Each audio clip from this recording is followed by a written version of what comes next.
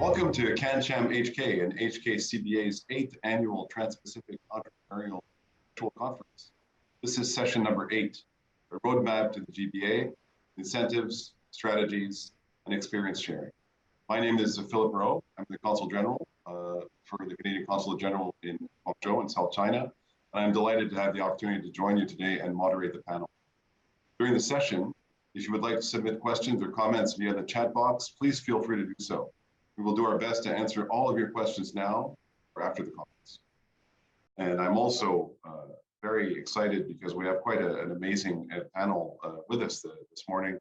It kind of runs the gamut from the practical experiences of manufacturing, sourcing, advisory services, innovation, clean tech startups, and of course, financial services as well. So I think that everyone today will have an opportunity to really get a sense of what the GBA means for South China from the perspective of those of us that are on the northern side of the GBA as opposed to on the southern side. So I'm very excited about that. More specifically, our panel includes Andy Heng, who's the general manager of Bank of Montreal Guangzhou branch. And we also have Chang. I think I remember her English name is Ashley, if I'm not mistaken. We've met before. Chang is the CTO and co-founder of Erthos, which is a very exciting clean tech startup. And we also have Michael Faass, who's the director of Panasia Solutions. And we'll get to a little bit more detail about our panel in a moment. I thought it might be interesting as we get going here if I just spent maybe a couple of minutes kind of trying to frame our discussion, especially given the fact that this discussion is actually being held amongst 3 individuals that are working on the Chinese side. And of course, given the difficulties of travel these days, I think we're all starving. I know I am starving for more interaction and perspective from my friends and colleagues and contacts in Hong Kong. I suspect it's the same thing on the other side as well. So hopefully you find the perspectives offered here interesting.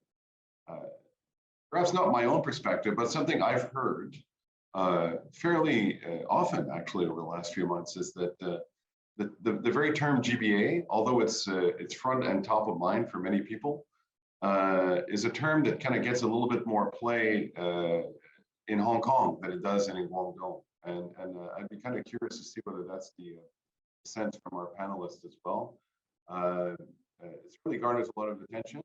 But I think, you know, in the typical kind of like pragmatic South China business person kind of point of view, there's a sense that there might not be a lot of meat on the bone yet, and people are kind of looking for more detail. I don't know if that's the case for everyone here. I think there's also the fact that I think there's, you know, Guangdong is a very large economy. It's over 2 trillion Canadian dollar economy. It's got a strong growth rate. It's got a very diversified economy. And not the central government, but the provincial government, supported by the central government, certainly pays attention to GBA, but has also other imperatives that it needs to figure out. You know, for example, integrating the cities of southern Guangdong from a kind of a policy and infrastructure perspective is one of those.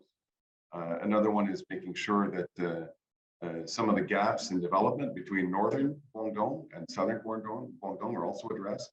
And so there's like different, not only areas of focus than just the GBA, but also kind of different nomenclatures and lingos that are going out there. So, for example, even in my experience, when I talk to government officials, I still hear them use the term PRD kind of interchangeably with GBA without necessarily being able to ascertain whether they always mean PRD, including Hong Kong and Macau or not.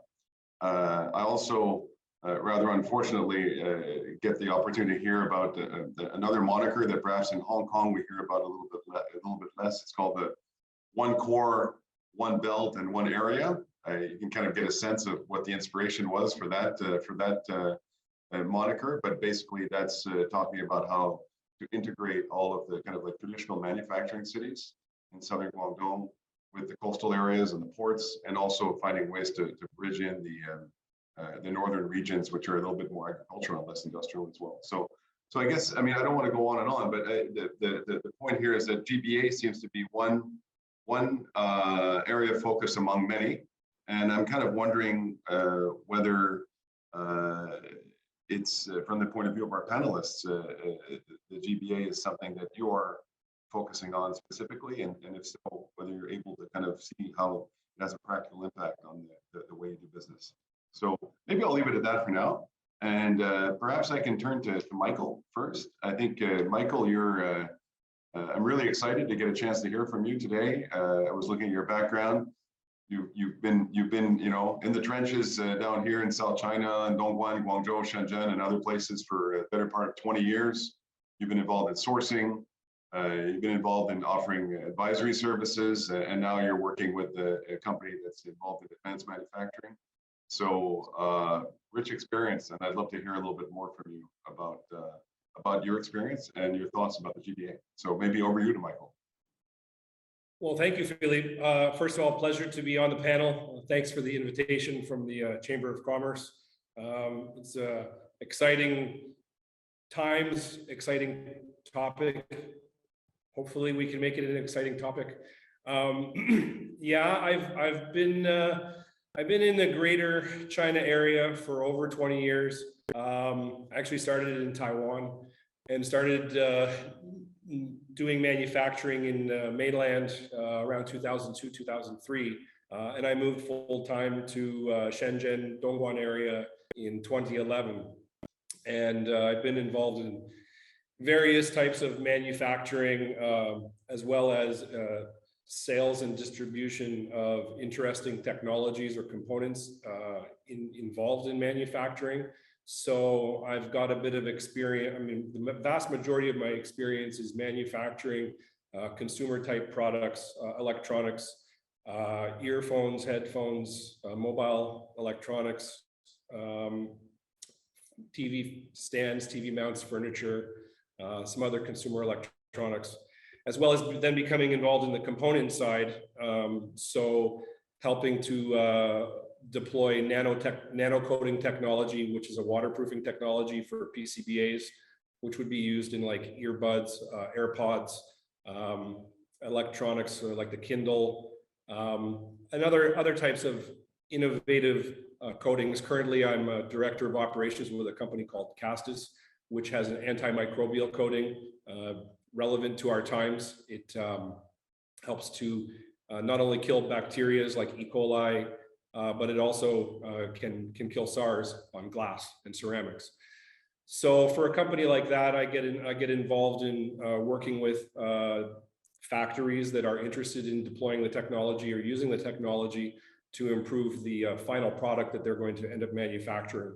So for example, there's a completed screen behind me, which is destined, this is actually a sample for Samsung, with another company that I work with that has utilized the technology of Castus to virus-proof, bacterial-proof their product, but that's for cover glass, which then gets manufactured onto an entire completed product.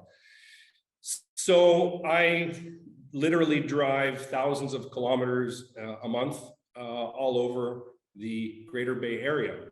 So to your question, or to the point, you know, is there flesh on the bones, so to speak? In my driving, I see many road signs extolling the Dawan, in Chinese, the Greater Bay. I see construction that's taking place where they will talk about the Greater Bay, or things will be being manufactured in anticipation of the growth of the Greater Bay. So there's definitely an impetus for developing the Greater Bay that is promoted and you know, vocalized to people. It is known, people do see it, from the lowest worker at a factory to the ownership of that same factory. You'll see that. Case in point is the neighborhood I live in Dongguan. Xi Jinping came to visit about 18 months or 2 years ago, prior to the pandemic. So I guess it's more than 2 years, 2 years ago. And within 6 months of him coming, construction started everywhere. The roads started being torn up and being repaved, and the plumbing and cables were being laid down, and things like that. You could start to see immediate kind of action. And if I drive to some factories I work with in Zhuhai, as you're driving over the bridge, you'll see road work, you'll see building taking place that's specific to, you know, train stations or subway stations or things like that, the infrastructure that's needed for the Greater Bay. Having said that, as somebody who's very much, you know, involved in the nuts and bolts, literally, of manufacturing sometimes, the Greater Bay is more or less what I hear about in the newspaper, or see in the newspaper, pardon me, or hear about in podcasts. I'm not sure, to answer you and maybe kind of round up the answer to this question, is there flesh on the bones? I think that there is, but I also think that a lot of obstacles have been put in the way since the pandemic has started.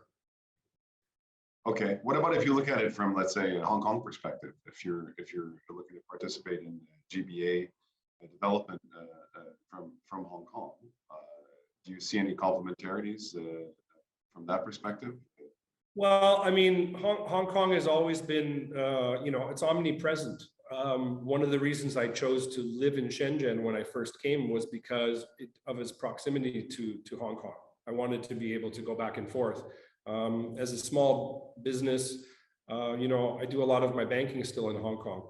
So I know that the banks, and I'm sure Andy will speak to this later on, have some types of incentives and encouragement to develop. And I'm sure that Hong Kong, as its role as a financial center, should be intimately involved in this in terms of what it can bring to the table.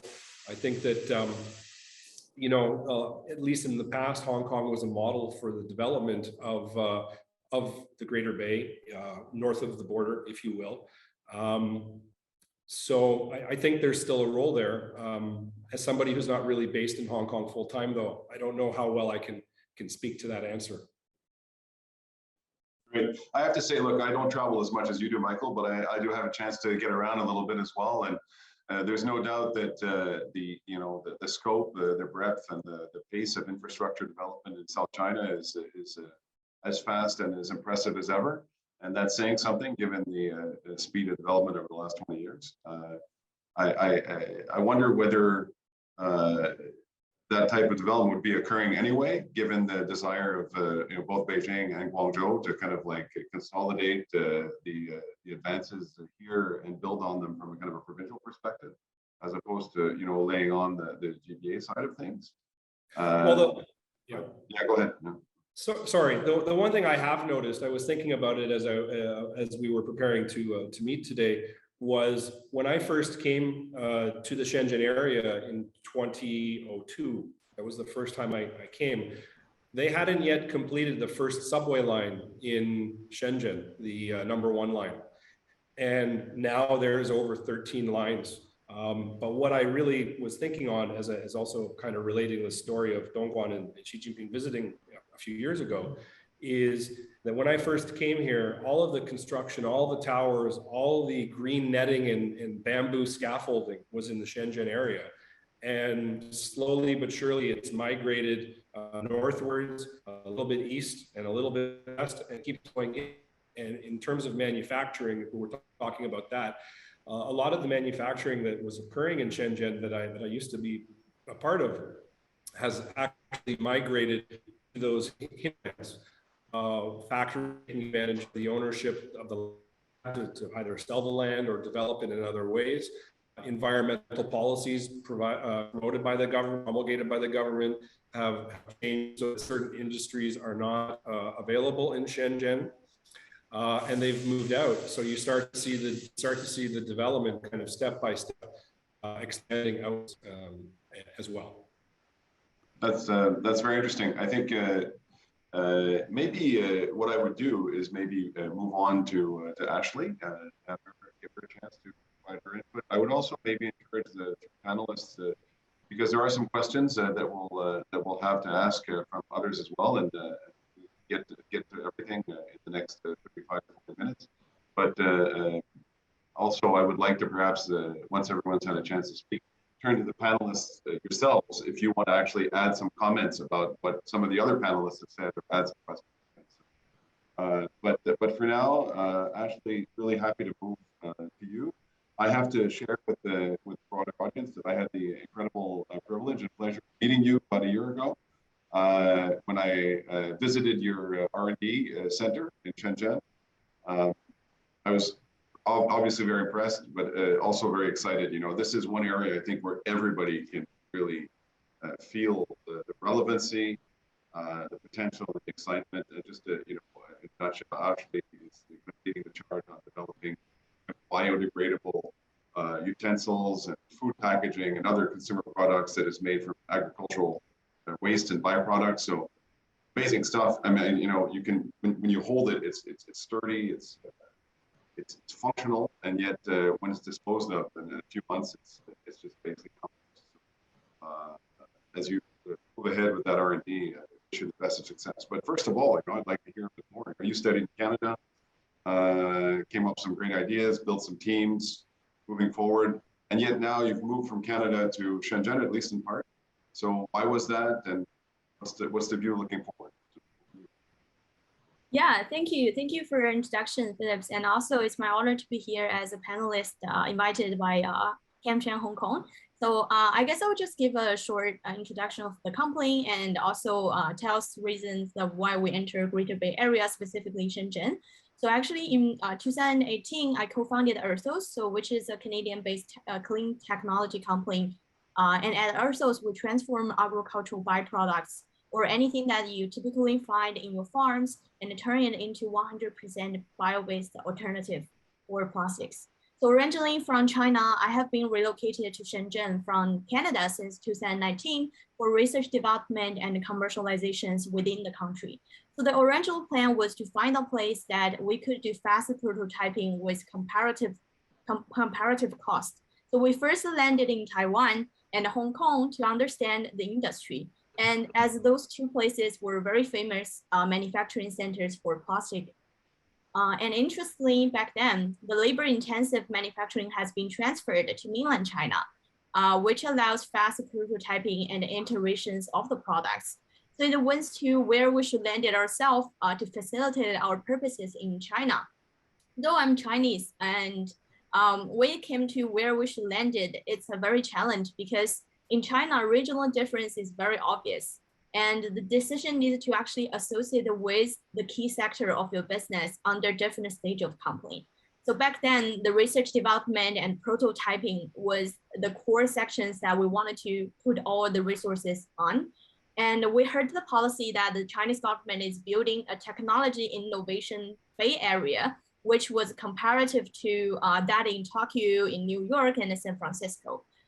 So that sort of like the idea was let the continents that are connected by the sea work in the most efficient way.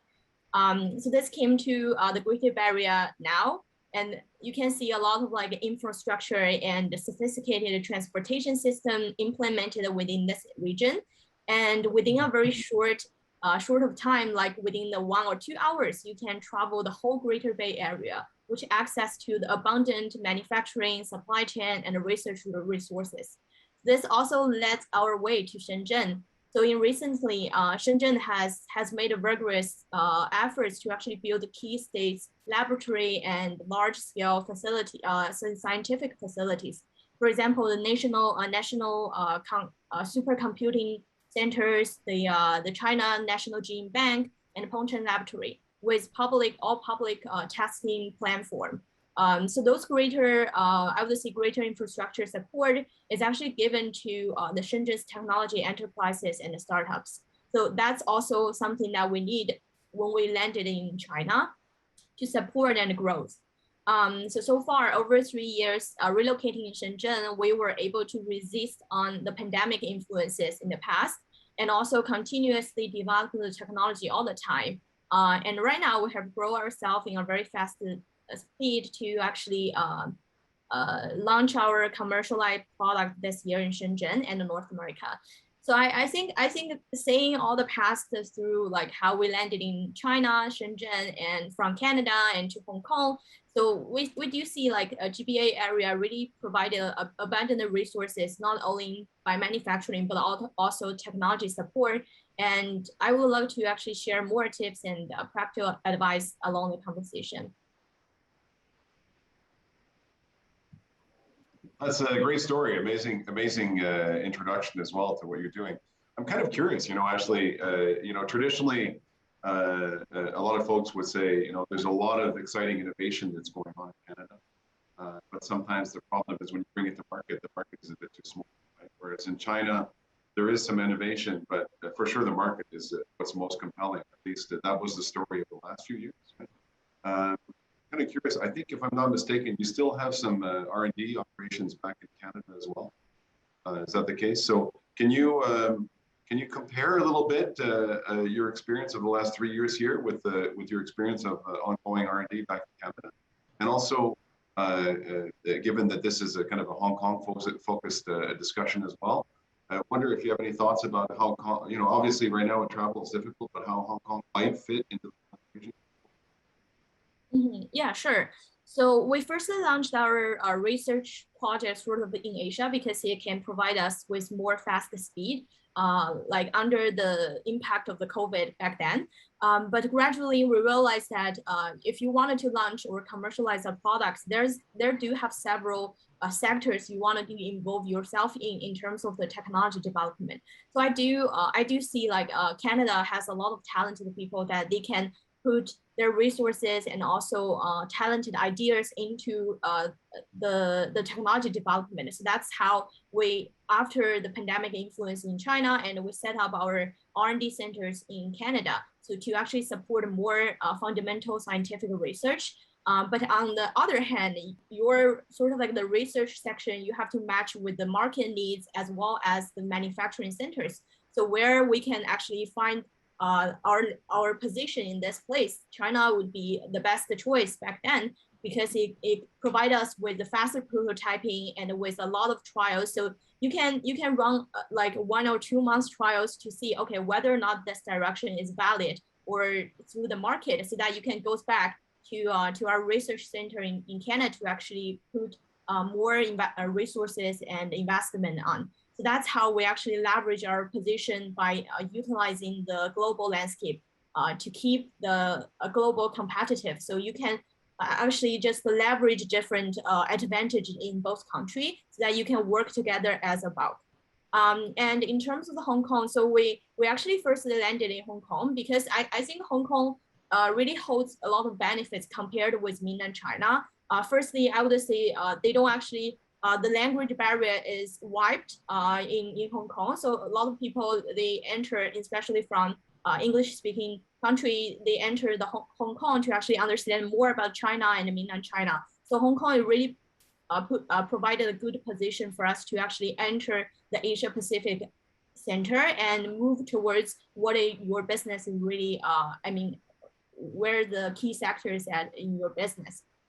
And also Hong Kong is actually supporting, recently you can see Shenzhen published a lot of policy to actually support the Hong Kong entity or Hong Kong company to actually transitioning into Greater Bay Area. So this specific area is sort of like a linkage between the outside and with the inside China. So Hong Kong is providing a lot of advantage like that, and some of the foreign companies, they can register their entity in Hong Kong and transitioning to mainland China as some government benefits. This process is very fast and simplified compared with other entities set up in the most other area in China. So yeah. Okay, so I think actually it's fair to say, speak for everyone here when I say that we all really look forward to seeing the kind of barriers to movement between the mainland and Hong Kong kind of like fall by the wayside as the COVID issues subside, so that we can finally see the full potential of the GBA in action and see how each region's kind of respective advantages can mesh together. Perhaps, Ashley, for the benefit of the audience who hasn't had a chance to visit your factory, what is the most exciting product you're working on right now? I remember when I visited, you had amazing cutlery and food packaging, and it already felt very usable to me. But where are you at now? What can you share with us to get us all excited about the amazing work? Yeah, sure, definitely. So like in the past 2 years, we were running different pilot projects with the customer in Asia Pacific as well as North America. So we actually first launched our commercialization product in India for the ABE InBev project, and it's just replacing the keycap of the beer containers in India, and this is really helps reducing the carbon footprint within the supply chain in their manufacturing centers. Then, at the meanwhile, in China, we understand that most of the industry happening in China is really policy driven, I would say. So in the bioplastic industry like us, in 2020, the government published a single-use plastic ban. It's gonna eliminating all the single-use plastic within the 5 years. So, and you can see less than half year, a lot of like supermarket, they actually replace their plastic bag with the bioplastic bags. So this fast speed gave us a good opportunity to see what's the market reaction and also customer feedbacks. So this is also exciting opportunity for us. We're going to launch our cutlery project in China to actually target the problems that the government is actually pushing also. So in the market, in a few months later, you will see all the packages marked with our logo there. So this is also help us to actually deliver the message to the public that we are providing the eco-sustainable solution to the market also. So it's, yeah. Thank you for sharing that. It sounds very exciting. Look forward to seeing that on the market and maybe coming and visiting you again soon. Yeah, sure. Perhaps I can turn to Andy. I'm deeply privileged to have known Andy now for a couple of years. Andy is a keen observer, keen policy observer of every development going on, both in the mainland and in Hong Kong. Has a rich and vast experience, familiarity with the financial ecosystem as well, both cross-border Hong Kong mainland, but also more broadly in Southeast Asia as well, and Canada. So really look forward to hearing your thoughts, especially since if there's one area where us lay people, non-experts, do get a sense that there's a little bit more detail, a little bit more meat on the bone when it comes to GBA, it's with respect to financial services, banking, insurance, Shanghai, etc. So I don't know, you've had now I'll put a bit more pressure on you. You've had the chance to listen to the first two panelists. So perhaps you can share your thoughts both on that kind of broader question of GBA, more specifically about financial services, and any thoughts you have as well about the interventions of our first two panelists. So over to you. Sure. Thank you, CG, and thank you, Chang for the Chang Hong Kong for the invitation. My pleasure and honor to join you. A little bit about myself. Actually, right behind me is the 600-meter Canton Tower. Too bad I have to wind down the blinds for best view. And right underneath Canton Tower, over this side of the river, is actually the opera, Guangzhou Opera. Again, American-born Iranian, Zaha Hadid. So it's a great place to live. We've lived here for 8 years now. Prior to that, for almost 5 years in Beijing, and prior to that, Shanghai. So Bank of Montreal, as some of you may know, we are ranked number 8 and 10th in terms of market cap and asset in North America, Canada plus US. So we have been around in China. This branch, Guangzhou branch, is actually, we have been around since 1995, the oldest branch. Of course, Hong Kong is in the late 60s. So there are 86 of us here.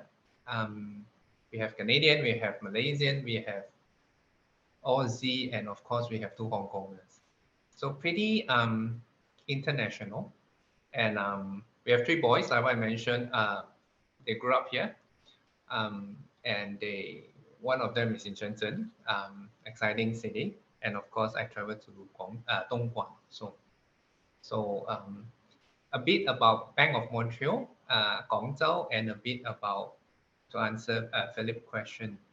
Bank of Montreal, Guangzhou, just like Bank of Montreal, China, we have customers. We help individuals, high net worth individuals that want to invest and migrate to Canada and US. That's one part of our business. Another part of our business is we have corporations or companies. Canadian being energy focused, so we have some customers, energy focused customers, and of course we have trade, or what we call importer exporters, Guangzhou being Guangzhou. So trade finance and all the investment foreign exchange needs. So to answer Philippe's question, I will combine question 4 and question 1, if that is permissible. So Greater Bay Area is very real. I'll give a concrete example. Pre-COVID, when they just started the 45 minutes train ride, so I could arrange meeting. I could still send my kid to school in the morning, and I can start my first meeting in Hong Kong by 10 o'clock. So that is as concrete as you can get. To give another concrete example, I've mentioned we have Hong Kongers working here. We have international folks working here. It's a very lively, vibrant community. We most of the time we enjoy it here. My predecessor, who spent 9 years here, has Hong Kong origin, Hong Kong hyphenated Canadian. His predecessor, also Hong Kong hyphenated Canadian. My CEO, based in Beijing, spent 12 years in China, Hong Kong hyphenated Canada hyphenated States. So that's concrete example number 2. Concrete example number 3, our customers, usually they are the subsidiaries of companies in the States or company in Canada. Usually they will have office in Hong Kong and Guangzhou. If they're manufacturers, probably Zhongshan. So these are the Greater Bay Area. So concrete examples number 3. Concrete example number 4, we have Tim Hortons, of course, will be the what I call the individual income tax. Because I've stayed in China for a little bit more than 15 years now, something that I have watched very, very closely for a manager, for a bankers like me. And I had this discussion with one of the tax bureau chiefs, Guangzhou tax bureau chief, on individual income tax. They are very serious and they are very committed. For myself, a couple of years ago, we started this Greater Bay Area tax, how should I put it? The withholding tax, the lowering of the individual income tax, and making it very, very competitive, even to Hong Kong or Singapore standard. So internally, we have a lot of discussions on this. Personally, I encourage my son, finish whatever you want to study in UK, consider working here. So these are some of the snippets of examples that I can tell you, share with everyone here. But of course, I understand that Qianhai, Philippe mentioned Qianhai. Qianhai is a very exciting place for asset management, for private equity, and for foreign players that set up the subsidiaries, financial players in Shenzhen. The government has very concrete tax incentive from IIT, individual income tax, I've mentioned, corporate income tax, including VAT, value added tax. All these are open information you can check out in Shenzhen Qianhai government. What I want to impress upon the panel is we also have Guangzhou Nansha.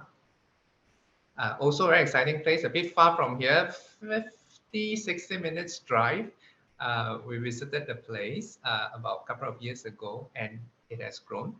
Last but not the least, 7 kilometers from here, there is also the Guangzhou Financial District, with, of course, CG, you are aware. And again, the government is actually putting out some IIT, CIT, VAT incentive. Of course, some really good grades office premises. So it's very exciting to do business here. It's also exciting. We have our challenges, but it's also exciting to live here. I shall pause. Back to you, Philippe. Thanks so much, Andy. And yeah, thanks for mentioning areas such as Nansha or indeed Huangpu and some other areas that are developing very quickly. I've been in China for a fairly long time, but I've been in Guangzhou for a little bit more than 2 years. And I'm amazed that Nansha is really on fire. And you know, I think those who may or may not have had a chance to invest in real estate there would have done very well in the last couple of years. So despite where things have things slowing down a little bit in other parts. I wonder if I could give you a couple of follow-up questions, Andy. The first one may be a very easy one to answer, which is, I get the sense that you personally are quite satisfied with the kind of the pace of rollout in terms of policy detail. You get a sense that there's a vision and the policy details that are going to kind of anchor this further integration of the region are coming out at the right speed, or not. I don't want to answer for you. So I'd love to get your maybe a little bit more clarity on that. And a second question, a little bit more open-ended, would be, what are you hearing from your clients when you meet with your clients? Are they talking about the GBA? Are they coming to you for advice, for insights? And if so, what types of questions are they asking? I guess that's a question for me. So on policies, I've mentioned Shenzhen, Qianhai, Guangzhou Nansha, and Guangzhou Jinrongcheng. Each has its own policy, from targeted office rentals to actually startup course if you are from Hong Kong, seeding capital, to how many years you need to stay if you were to enjoy the tax subsidy. Very concrete, actually, 7 to 10 years. It's very, very concrete. And to which office area you are supposed to set up shop, which is beyond your touch. And you mentioned Guangzhou Zhishicheng, which is the knowledge city in Huangpu area within Guangzhou CG. So each of this has very concrete plan from the government, and they just renew. For instance, the Shenzhen Qianhai, they just renewed the plan because it's valid for 5 years. December 2021 was the end date. They renew it for another 5 years, and they actually require any office, any business that set up shops here to stay for 7 to 10 years once you have enjoyed the benefits. That, do my clients ask me? Yes, they do often, very, very, very much so. Bankings, right? Bankers, we connect in the old-fashioned way, if I may. We connect people with ideas but no money, with people with money but no idea. We join them together, right? We try to help both. So how do we help them? Financial needs, investment needs, funding needs, loan needs, FX, foreign exchange needs, for individuals and for companies. So for instance, one of the very exciting things about GBA is the North-South, be it bonds, be it equity. In my previous life, I used to work in other centers like Singapore and Kuala Lumpur. We have this term called sophisticated investor, or SI. So this is in essence the investment, the stock or the individual wealth management products connect. So for certain investors, which the government deemed that you are safe to invest outside through Hong Kong, you can put your money.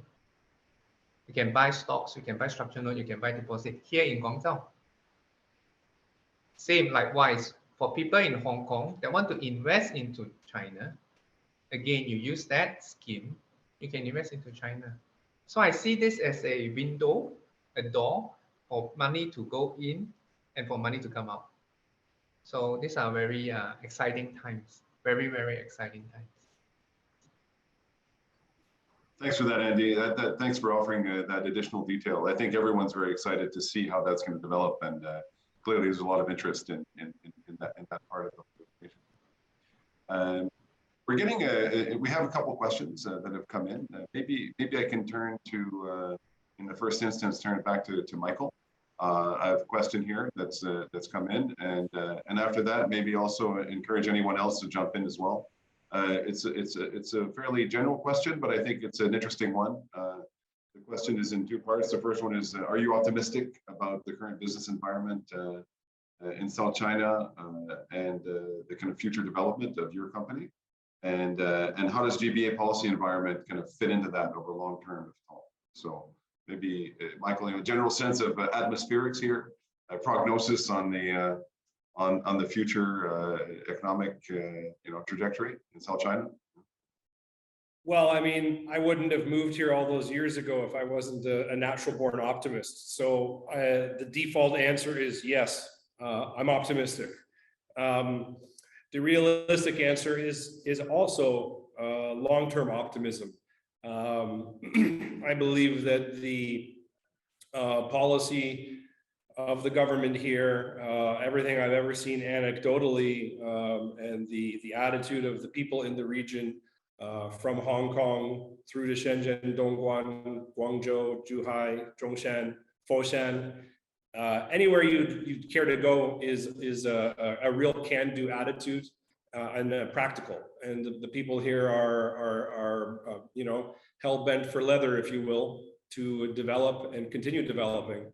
So I think that the commitments that have been made for the GBA are going to continue. I think the policy that they implement is always, always in progress. So, progress is good. For myself and my company, as an ongoing concern, I'm also optimistic. The fact is, China is an important market. It's going to continue to be the factory to the world.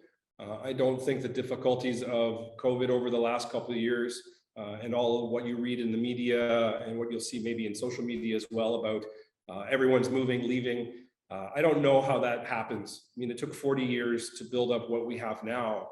The clusters that are here, the ability for Ashley on our panel here, as well as myself, to be able to in a 2.5-hour drive encompass the entire framework of a product, from the raw plastic pellets to the completed screen behind me that has a PCBA and an OCA glued screen, and the glass and the plastic parts and components and all of that, and the semiconductors.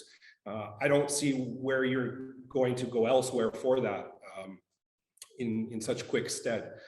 So I really believe that there's still a will, and I think, as Andy elucidates, there's a lot of continuing policy changes and improvements and incentives that are going to continue to drive the development here for the foreseeable future. So I feel very confident about the opportunities which that will incrementally give a company such as myself, because of the fact that the economy here is going to continue to grow, and the expertise that you do need to have to operate in this area will continue to be in demand.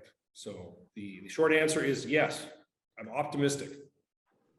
Great. Well, time is moving on. I think that's a pretty good way to kind of excellent last words. Let's put it that way. And I'm also excited. I think the panel has done a great job of sharing with everyone how, whether it's Hong Kong or certain parts of South China, there's a lot of advantages that once you bring everything together, you're in a situation where perhaps the whole is going to be much larger than the sum of the parts. And I think that's the whole vision behind the GPA. And we all can't wait to see how it plays out once we can all move around and actually contribute to the success of that policy by bringing people even more closely together between Hong Kong and South China. So, perhaps in closing, very big thank you to the panel. I learned a lot, and I really appreciate everyone taking the time today. If anyone's interested in having a chance to meet all of us, please join us at one of the networking sessions that's going to occur. And finally, perhaps in closing, I also encourage anyone who's interested to little plug here for the Consulate General in South China to scan the QR code behind me and follow our newly established, already quite active WeChat account. Give you a sense of what's going on from our perspective now. And thank you to the Chamber and everyone for organizing this. And